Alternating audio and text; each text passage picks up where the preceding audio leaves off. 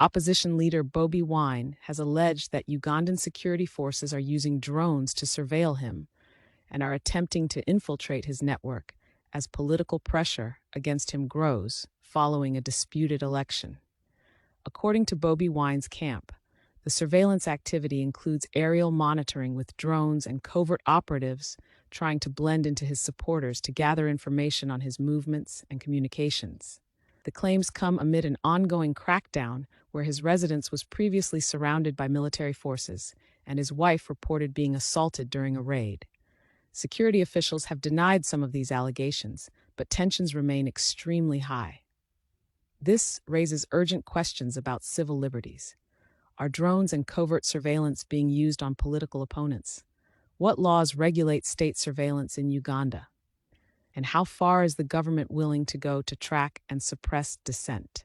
Alright, gana amawulire amalungi bwegati mwagawuliddeko oba sibye muliko sharinga video ate girayikinge nze abuuza amawulire nga gano ag'essanyu amalungi bwegati olunaku olwaleero obadde wagawuliddeko wagalabyeko oba sibye oliko sharinga nno video ate girayikinge sooka osomeko waneeno ojje mu comment section ombuulire olabye eki soma kweno post gye ntadde wano ojje mu comment section ombuulire igwe nga gwasomyeko olabye eki ate oshiyalingireko munno likinga ne video n'omulala ajje asomeko ambuulire kikyalabye ku post eno gye ntadde wano waggulu enkyukakyuka ejja enkyukakyuka ejja essaawa yonna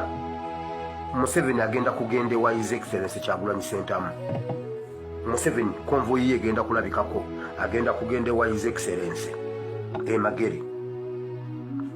Biki ebiriwo balwana okufikisinga ekintu kino enkwe zino zengenda okubagamba bwe zisakisidinga balaba nga bagenda kuba bamaze bwe zigaana Muhoozi agenda kuva kuba CDF bagenda mujja kuba CDF nga measures zateekinze mbagenda kwakitinga nga takinga measures ku kyabaddewo agambe bali mu kunoonyereza government eri mu kunoonyereza ku ebyo byabaddewo Muhoozi agenda kujjibwa kuba CDF either tomorrow on Monday than next week Monday Tuesday or Monday gundi lunaku lwabwe lwe bawamba Uganda occupational day lwe bawamba Uganda bwe kiba si kyekyo Tuesday oba olwaliro ekipapula kisobola okuyita formally then tulinde action okuteekingibwa kati kyekindeesa amangu Muhoozi agenda kugibwa kuba CDF nga measures bakwate bagira bateekawo Sam Okidingi toyingira kirizo okukumanyira Sam Okidingi vaawo togeza okukkiriza okukusiiga enziro y'Abanyarwanda Sam Okidingi tokkiriza Museveni bw'aba yagala aleete Asafu Nyakikulu gw'aba ateekawo awo nga bwe babikola ne Muhoozi bwe baba babikola Sam Okidingi tokkiriza kuzanyisa mizannyo gyabwe bagala ekipapula kigenda kuyita bane mugenda kwewuunya wulira bino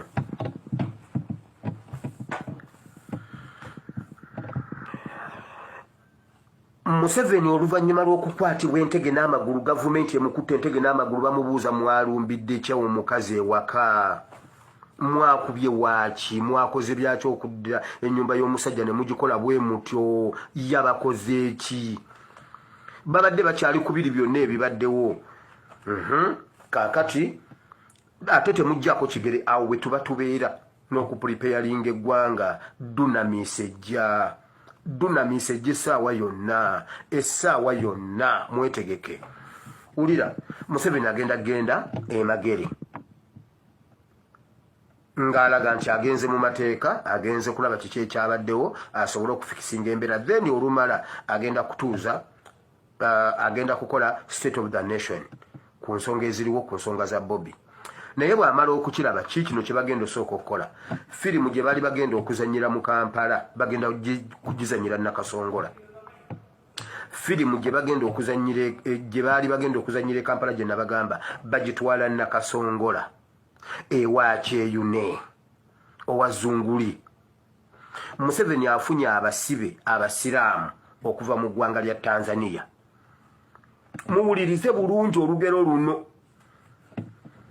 Suluhi oluvannyuma lwa Museveni okuyamba ku Suluhi ne Suluhu naye ayamba Museveni asobole okubeerawo. Waliwo abasibe Abatanzania nga basiraamu bali ab'obukanzu n'obutalabuusi, tebamanyi Luganda, tebamanyi kiki, boogera Luswayiri olw'e Tanzania, be bagenda okuzannya firimu eno. Kati firimu eno bagenda kugirira mu bitundu ebyawa eby'e Nakasongola. Kati bagenda kuba intelligence ng'ekakasa bulungi nti Kyeyune ali waka. Kati Kyeyune bw'aba ali waka wuwe bagenda kujja bagobagana n'abasajja bano nga gavumenti, abasirikale ba gavumenti bagudde mu kibondo ky'abayeekera bano. Kati abayeekera badduke nga babagoba, badduke nga misanattuku, badduke nga bagenda wa Kyeyune, badduke nga bayingira wa Kyeyune. Bwe badduka nga bayingira ewa Kyeyune mu furakasi eyo Kyeyune bamasasi afiirewo, Kyeyune bamwagala mufu. Kati ate bo bano tebagenda kufa, bo bagenda bakwata. Bwe banaafa kunaafaako omu babiri. Kati bo babakwate babateeke mu kamera boogera amannya gaabwe nga boogera Luswayiri, nga boogera nti nno bavunaanyizibwa ku Kyeyune.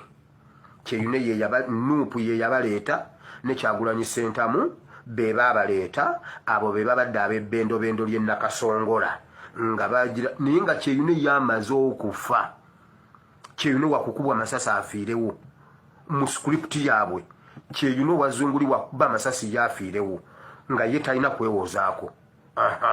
Kati bano bannyonnyole mu Luswayiri nga bali mu kamera boogere nga Nuupu bwe yabaleeta okubeera nga balwana, era boogere n'ebitundu bannaabwe abalala gye bali biki bye babadde bagenda okukola mu kamera basobole okukakasa nti Nuupu kibiina kyabayeekera. Basajja boogera Luswayiri tekuliko amanyi Luganda, tekuliko amanyi Luganda, be Tanzania, ennimi ze bamanyi ze Tanzania basibe. Breaking news. Waliwo ebigenda mu maaso wano Museveni byatubalira. Naye bakomuledi ezo trap zonna baziguddemu. Abantu bonna bali mu kutambuza message egamba nti Bannayuganda bavudde mu mukulembeze waffe Robert Kyagulanyi Ssentamu olimba. Bannayuganda tebannava mu mukulembeze waabwe. Ekyo mukitegeere. Era omuntu yenna atambuza message eyo oba ogezaako kupuluvinga Museveni kyaludde ng'alwana okupuluvinga ensi nti Robert Kyagulanyi Ssentamu ali yekka ne Bannayuganda bali byabwe. Era njagala mutegeere nti Museveni ayagala kiteeka mu Bannayuganda nti ddala kituufu omukulembeze baali musuddemu baakirese. Oba owulira omuntu yenna atambuza ebigambo ebyo nti Bannayuganda baalidde mu mukulembeze waabwe olukwe olimba. Njagala mukitegeere nti omukulembeze bwe yatuukira okugamba nti bajja mukuba emiggo, bajja mukuba ttiyagaasa ajja kukaaba naye tajja lekeraawo kulwana. Yakyogera tunaatera otuuka mu kalulu. Okiwulira eyo statement yali etegeeza nti kisobola okugaana na kino naye tugenda sigala nga tulwana. Okategedde? Njagala muwulirize omukulembeze waffe nga mumanyi n'olutalo ki lwe tulwana. Njagala mukitegeere. South Africa baalwana emyaka emeka ne batuuka n'okusiba Mandela emyaka 27 mu kkomera ng'eno South Africa abantu balwana. Bamala ne bafuna obuwanguzi era saawa zino eggwanga lyabwe be baliyina. Okitegedde? Njagala okitegeera abaterebaani baalwana emyaka 23 nga balwanyisa eggye erikyasinza okuba ery'amaanyi. Gyeki B'Amerika. Abaterebaani kyawunzika Ab'Amerika badduse oluvannyuma lw'emyaka 23. Owulira? Njagala mukitegeere nti okulwanyisa badikiteeto oba okulwanirira eddembe lyo tokiwabudde. Gwe sigala busigazi ng'olwana. Olina kusigala busigazi ng'olinnyako kigere mpaka Katonda ajjaleeta omukisa era tujja kugukozesa. Tulina kubeera ready Bannayuganda. Ekyo nkikubuulira. Njagala mukitegeere nti buli dikiteeta bwe yeeyongera okukola ebikolobero yeeyongera kunafuwa. lwakuba gwe oyinza omulaba nga afuuse ow'amaanyi ennyo mbw'olwokuba akola ebyo byakola ebyo ne luli yali asobola obikola lwaki teyabikola kubanga yali akimanyi tebimufuula w'amaanyi yensonga lwaki yasooka n'aleeta oppositioni nebeerawo ng'eri mu kutubuzaabuza oppositioni ng'eri awo ebeera mu kutubuzaabuza bubuzaabuza gwega ebyo ebyokutta abantu yali tabisobola bikola okubatta mu lujjudde yali abisobola naye twatuuse butuusi kumwambula era njagala mukitegeere nti buli sitepu gye tutwala tulina kye tutoola ku dikiteeta tumutoolako ebifi mpaka wallahi tujja mulivula nze nkubuulira fe abamanyi olutalo luno ffe tubimanyi tugamba bugambi eno attempt eganye katuluke endala osegedde naye gwe bw'obeeraawo ng'odda wano mu kukuba mulanga njagala okitegeere nti oyinza okukuba omulanga naye nga mulabewo yennyini ate gwowa yakifunamu obeera wano batuwangudde nze mbivuddemu oyamba mulabewo kubanga mulabewo yasinga okwagala obiveemu osegedde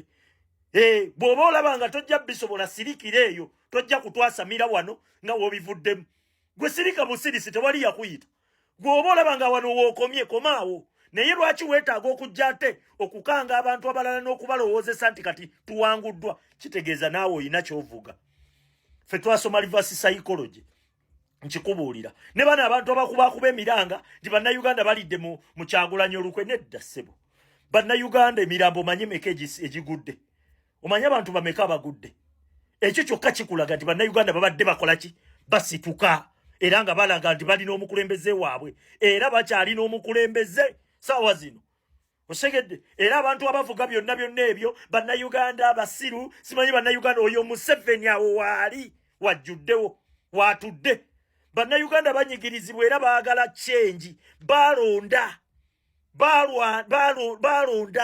ne balonda omukulembeze waabwe Robert Kyagulanyi Ssentamu naye njagala mukitegeere nti eva bw'olaba kikyagaanye kitegeeza oba tonnakola kimala then tugenda kukola ekimala okulaba nga twejjako mulabe waffe Museveni pulezidenti waffe kasitaba nga waali eryo eppeesa tebalikwatako munnayuganda mu buli ango respect